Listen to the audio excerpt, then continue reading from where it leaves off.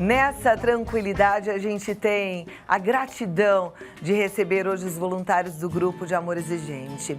Eu digo que Deus vai capacitando as pessoas e vai semeando aquilo que é bom e elas, corajosas, colocam em prática. Foi assim que Dona Mari e Padre Haroldo fizeram Amor Exigente, que é um programa que está espalhado pelo Brasil, por vários lugares da América Latina, até outros lugares mais distantes, como Israel, ajudando e fazendo transformação em muitas famílias. Essa instituição nasceu com o fim de cuidar dos familiares de dependentes químicos. Hoje a gente sabe que cuida dos dependentes químicos tratando sua sobriedade, os grupos de Sempre a Tempo, né, que é a turma mais velha que está buscando aí um propósito, um jeito novo de viver. E até hoje, você que tem filhos pequenos quer fazer a prevenção, ou mesmo que não tenha filhos ou que não tenha nenhum problema instalado para buscar mais qualidade de vida. A gente hoje vai conversar sobre dependência química no casamento, recuperação do adicto quando ele é um cônjuge, homem ou mulher. A gente tem o Luiz Fernando Calduro, que é presidente de Amor Exigente, mas também a Romina Miranda, que é especialista em terapia familiar sistêmica, pesquisadora da Unifesp na área de famílias de usuários de drogas e nossa colaboradora aqui. Seja bem-vinda. Muito prazer em recebê-la. Prazer é meu. Sempre bom você vir aqui. Obrigado, Cláudio. Obrigada, Luiz Fernando. Sempre bom recebê-los. Vamos sentar, então, para a gente já conversar esse assunto, que eu tenho certeza que vai ajudar. Porque, muitas vezes, a esposa fala, eu casei, não sabia, quero devolver para minha mãe. Mas nem sempre é possível, né? Casou, agora vamos lá. Dá para lidar com tudo isso, né, Romina? A questão é que, segundo as pesquisas que nós temos feito com as famílias, as esposas não casam sem saber.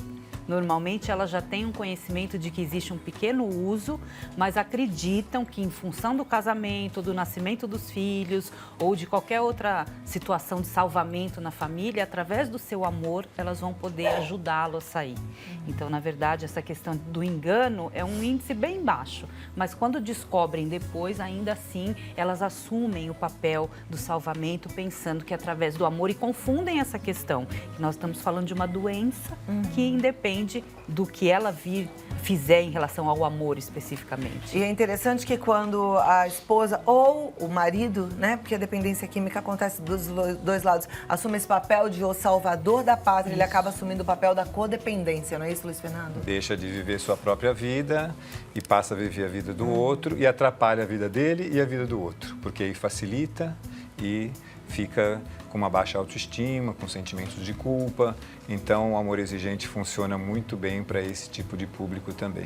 E olha, qualquer pessoa pode participar, é sem custo nenhum. Então, vá a um grupo, porque no grupo você realmente é ajudado e você vai aprendendo a caminhar. É um passinho de cada vez, mas no final dá certo, né? A gente tem um depoimento muito lindo, eu queria começar com ele, que é a história do Cassiano e da sua esposa. A gente hoje está falando de cônjuges, a Cecília, que tem um papel tão importante na recuperação do Cassiano. Cassiano é adicto e só conseguiu a sobriedade mesmo com o apoio da Cecília, da mãe, Dona Rita, né? Isso mostra que é importante a gente ficar ao lado de quem a gente ama, mas entendendo o que é a doença. Ambas estão no Amor Exigente, assim como o Cassiano, e hoje eles podem celebrar a vida de forma muito especial. Acompanhe.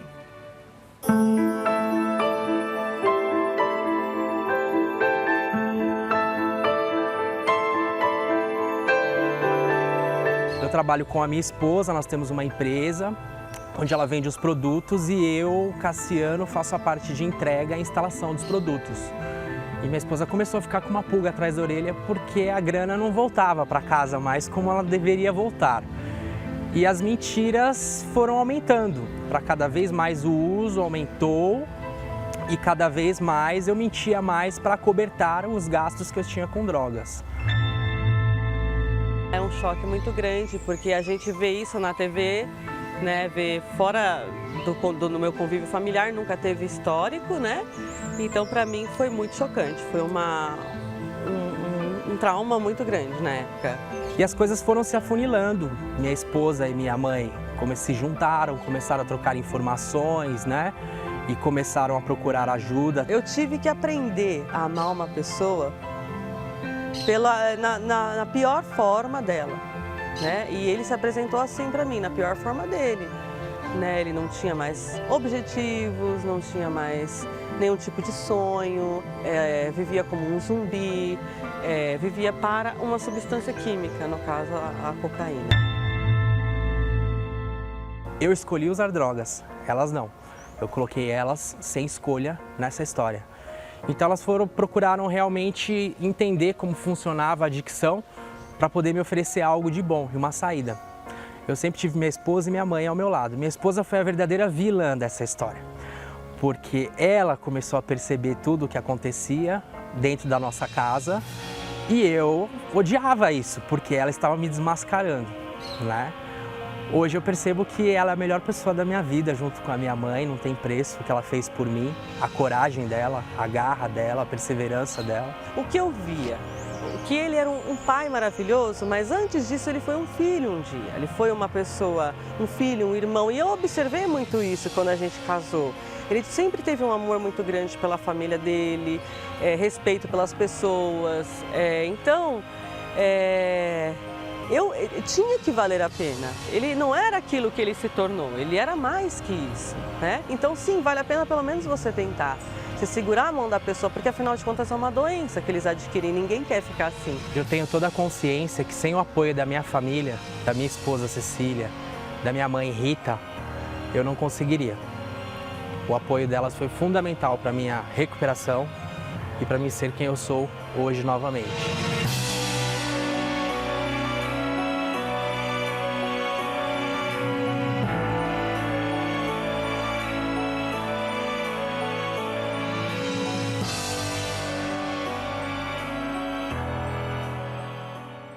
Olha lá que sorriso bonito. É muito tá vendo? linda ver a alegria de vocês, essa vida renovada, né? E o Cassiano hoje tão atuante no grupo, coordenador de grupo hoje, né? Isso mesmo. Eu também fiquei encantado com esse sorriso final. Valeu tudo, porque a gente vê como cada um chega. Há uns anos atrás, nós tínhamos um líder no Amor Exigente, o professor Neubi, que foi nosso presidente. Ele dizia assim, nós devíamos fotografar as pessoas quando elas chegam ao grupo, depois fotografar novamente depois de algumas semanas, de alguns meses de tomadas de atitude, porque são duas pessoas totalmente diferentes. É outro sorriso. Romina, esse seu livro é muito interessante. Deixa eu mostrar. Sim. Olha aqui, a capa, gente. Até que a droga nos separe. No caso que a gente acabou de ver, até tentou, mas não conseguiu, porque o Exato. amor ali era mais forte, né? E ambos tinham amor pela vida, que é importante. E encontraram um amor exigente, né? Tiveram a oportunidade.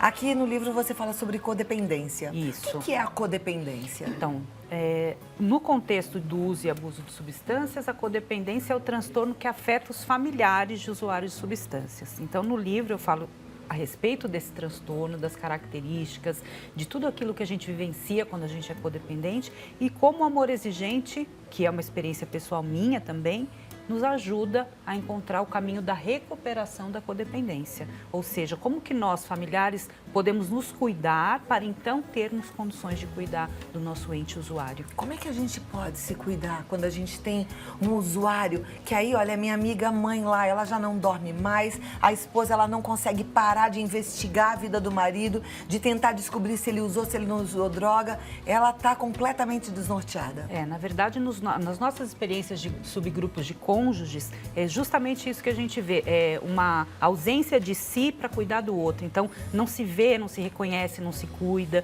A gente costuma falar, como foi seu dia? Então, o dia dele foi assim, porque existe só o outro, né? Conforme ela começa a participar dos grupos de cônjuge, eu falo ela porque a maior parte são esposas mais do que os maridos, né? Elas começam a perceber que existe a possibilidade de fazer um desligamento emocional, que não é necessariamente o desligamento da relação ou um desligamento físico, mas desligar essa emoção controladora, obsessiva, né? De querer fazer com que a vida do outro funcione da minha maneira. Mas são pílulas que o amor exigente vai nos oferecendo com a frequência semanal, com amadurecimento emocional. Não existe uma pílula mágica para que aquela minha amiga que está querendo controlar e tentar descobrir se o marido fez uso ou não, relaxe e se acalme. A mágica, né, é o que as famílias buscam, né, quando chegam. E aos poucos elas vão percebendo que para chegar nesse ponto de conseguir viver de uma forma mais livre, cuidando de si, para poder cuidar do outro, ela precisa estar no grupo com a frequência necessária. Além de cuidar de si, né? Eu acho que esse é um ponto importante, então o codependente precisa voltar e entender que ele tem que cuidar de si. O que o codependente deve fazer para melhorar essa situação e essa doença que também foi instalada nele? Então, nós imaginamos que o codependente, ele está no sistema familiar como uma pessoa que, quando vem para o grupo, nós chamamos de familiar motivado, aquele que ainda quer realizar alguma mudança, e a partir do momento que ele começa a realizar mudanças em si, ele vai impactar o outro de alguma maneira. Então, é isso que a gente acaba vendo, que foi o exemplo aqui do nosso vídeo, da Sonora, né? Então, veio uma parte da família que, através da sua mudança de comportamento, acabou trazendo o usuário a tratamento. Por exemplo, num casamento onde o marido faz uso abusivo de substâncias, álcool e outras drogas, e a mulher gosta, e ela não é dependente química, ela não é uma alcoolista, ela gosta eventualmente de tomar um vinho, tomar uma cervejinha. Ela precisa fazer essa mudança também? Sem dúvida. Ela tem que parar. Ela tem que parar. Mesmo que ela não tenha doença instalada. Sem dúvida, porque ela faz parte do sistema protetor daquele usuário, né? Ela é a pessoa que convive diretamente com ele,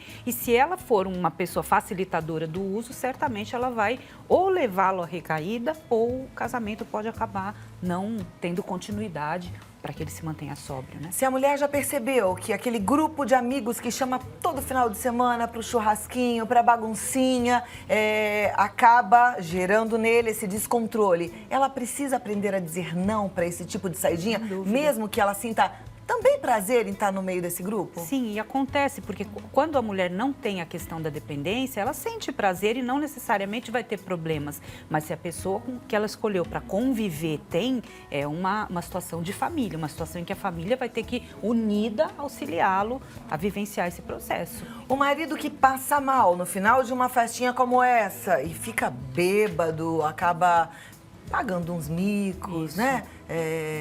Ou ficando agressivo. Como é que ele deve ser tratado por essa esposa, por essa família?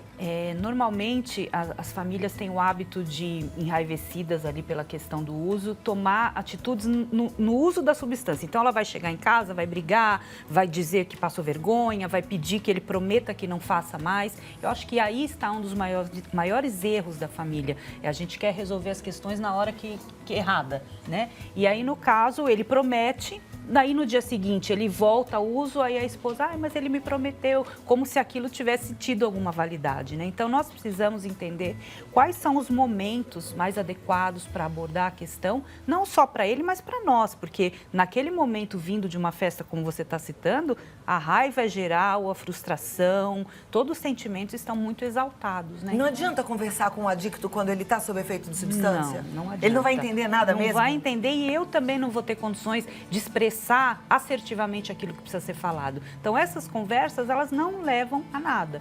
Não é o momento. Questões práticas do dia a dia. Vamos supor que ele bebeu muito na noite anterior, no dia seguinte ele está com uma ressaca tremenda, ele não consegue levantar da cama, mas ela não quer que ele perca o emprego, porque se ele perder o emprego, ele vai cair no vício e a coisa vai ficar pior. Ela deve ligar para o patrão e falar que ele está com alguma doença, inventar algum problema? Infelizmente, isso é o que acontece com a maior frequência, né? As esposas que acabam se tornando facilitadoras e acabam, sim, tomando a frente das consequências, preocupadas, sem dúvida, aí no caso com a perda do emprego, mas sem dúvida não, né? Ela precisa realmente deixar que ele sofra as consequências, mesmo que de alguma maneira ela vá também sofrer, porque enquanto não houver, ele vai continuar repetindo e ela vai ser a facilitadora no caso, né? Então, existe a possibilidade de se colocar limites em adultos. Sem Limite dúvida. não é coisa que a gente só deve e pode colocar em filhos pequenos. Não. É isso mesmo? Exatamente, é preciso, né? E falando em filhos pequenos, acho que é importante, fundamental também nós falarmos a respeito da propriedade que essa esposa tem para modificar o sistema familiar, pensando que ela também tem filhos dessa relação. Então, muitas pessoas acabam ficando no grupo, muitas mulheres, não por ela, mas elas têm filhos e elas gostariam de fazer diferente com os filhos. Então, aí esse é um que papel. entra o amor exigentinho, Exato. porque como o amor exigente, Dona Mara pensou o amor exigente de uma maneira muito importante, Integral. e isso não foi de uma hora para outra, foi ao longo dos 35 anos de caminhada. Ao acolher o dependente químico, veio também a esposa e veio também os filhos. E aí, então, tem o grupo de amor exigentinho, tem o grupo de cônjuge, onde se trabalham perdas diferentemente das perdas que se propõe que um pai e uma mãe possam dar ao seu filho. A da esposa é diferente. A Romina recentemente esteve comigo lá em Livramento, no Rio Grande do Sul, com o Jorge Heide, e ela encantou a plateia, porque ela falou, por exemplo, né, Romina, de como a mulher do cônjuge veste uma capa de super mulher. Isso. E aí, como é que é? Paga as contas. Então, toda a responsabilidade é dela, pelo casamento, pelos filhos, pela vida financeira, social, e veste essa capa e só cuida do outro, né? Então fica totalmente adoecida também. Sabe que uma vez eu ouvi aqui no Vida Melhor uma frase muito interessante, eu acho que isso vale para a esposa codependente. Quanto mais mulherzinha você for, maior será o homem do teu lado. E o contrário também. O Amorzinho te fala que o teu amor sem exigência mil milha, né? E a sua exigência sem amor, o seu amor sem exigência me humilha. Me humilha. A sua exigência sem amor me revolta e o seu amor exigente me engrandece. É isso. Romina estava falando que a maior frequência é de mulheres de dependentes químicos, mas tem o contrário também, a gente conhece. E o que a gente sempre te fala é não fique só. Busque ajuda, vá para um grupo de amor exigente. Eu já recebi algumas perguntas aqui no nosso WhatsApp, no 11 9 50 45 18 40. Mas antes eu queria que você falasse do congresso. Do Rio Cláudia, de Janeiro. que bom. Você sabe que hoje está, e chegou ao nosso site hoje exatamente, a abertura de inscrições do nosso Congresso do Rio de Janeiro. Então, estive com eles em Juiz de Fora esse fim de semana, eles estavam ansiosos para nós fazermos o lançamento oficial. Então, aqui está lançado oficialmente o Congresso, as inscrições estão abertas. A Cláudia já confirmou presença, Estarei é uma lá. das nossas palestrantes, juntamente com o Dr. Ronaldo Laranjeira, com o cardeal arcebispo do Rio de Janeiro, Dom Orani Tempesta, com o deputado federal Osmar Terra, enfim, um congresso imperdível e, é claro, a nossa família de amor exigente, eu, Miguel, Dona Mara e todos os líderes que estarão de braços abertos te recebendo. Então, você entre no congresso.amorexigente.org.br, congresso.amorexigente.org.br. E, Cláudia, haverá tempo de que os pagamentos sejam feitos em até 9 vezes. Então dá pra fazer, gente, R$40 devagarinho, né? por mês e você estará inscrito neste evento imperdível que vai modificar a comunidade do Rio de Janeiro. Também o Rio de Janeiro está precisando muito de amor exigente. Vá e divulgue, tá? Estaremos todos juntos. Olha, a Bernadette, lá de Fortaleza, ela faz uma pergunta bem interessante. Atenção, porque eu acho que serve para todo mundo que tem esse problema em casa. Um dependente em recuperação que não quer participar dos grupos, é sinal de recaída? Muitas vezes pode evidenciar, né? Se algum manejo da abstinência ele precisa ter. Então, às vezes, esse já é um indício de que ele pode estar caminhando para uma possível recaída. Ok. A Iraneide de Belém do Pará, ela fala: Romina, eu li seu livro, obrigada pela dedicatória. Ela diz: Romina, o amor exigente para o grupo de família é dividido em subgrupos para partilharmos, fazermos metas. Quais são os cuidados que a gente deve tomar para preservar o sigilo nos grupos? Bom, sem dúvida nenhuma, isso faz parte do conceito de amor exigente, Segundo né? o princípio ético, né? Exatamente. Então, o cuidado é que os coordenadores sejam os detentores, né, das histórias e que as pessoas sejam conscientizadas de que o sigilo faz parte, porque nós só podemos partilhar aonde a gente tem confiança, certo? Perfeito. Tem uma pergunta aqui querendo saber se existe grupo em São Gonçalo. São Gonçalo é no Rio de Janeiro. É Rio de Janeiro. Tem grupo? Acho que não. Mas tem em Niterói Campo tem, Grande, né? tem Niterói, tem Sabe no o que Rio vocês de têm Janeiro. que fazer, gente? Porque tem assim, espalhado pelo Brasil todo. Eu falei, tem no Uruguai, tem na Argentina, tem em Israel. Entra no site, que é amorexigente.org.br. Coloca o lugar onde você tá, porque aí lá você vai ter o grupo mais próximo da sua casa e você vai participar do grupo, tá? Vale a pena participar. Não tem custo nenhum, é totalmente de graça. O site tá bem explicadinho. Aliás, todos os vídeos, eles também vão lá pro site, aí você pode acompanhar. Isso é muito importante. E aquilo também, né, Cláudio? Se você não tem amor exigente na sua cidade, você pode montar um grupo de amor exigente. É só vir nos conhecer, frequentar algumas reuniões entrar em contato com o coordenador regional e a federação vai lhe proporcionar uma capacitação para você poder fazer a sua vida cada vez melhor. Muito bem. Eu tô vendo aqui várias perguntas e são parecidas, são mulheres querendo saber o seguinte: meu marido é dependente químico, mas ele se nega a participar do grupo. Eu devo ir mesmo assim? Sem dúvida, né? Que comece por ela. Enquanto ela não muda, nada poderá ser mudado. Então, a mulher é um grande aliado, uma grande aliada aí no processo de recuperação. Muito bem. Aliás, isso vale para os pais também, né? Veja Nada que no muda nosso- se você não mudar. No nosso testemunho, quem chegou primeiro foi a dona Rita e foi a Cecília. Então, Exato. ele depois acaba tendo que se render e ir também. Reverberando, Tinha né? uma pergunta anterior a respeito de e se o dependente químico não quiser o grupo? O grupo é para cada um de nós. Exato.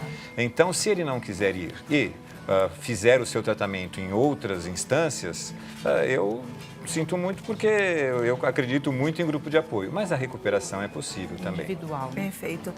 Anotou o site amorexigente.org.br, faça a inscrição no congresso, vamos ficar juntinhos sempre. E o livro da Romina pode comprar onde, Não, Romina? eu gostaria de deixar um aqui de presente. pra Obrigada! Cláudia. Vou ler com muito carinho. E na minha página, codependência.com.br, tem um link para as compras do livro, que tá? bacana. No meu Maravilha. site. Olha, essa é uma leitura importante, hein, gente? Então é Então entra lá. .com.br.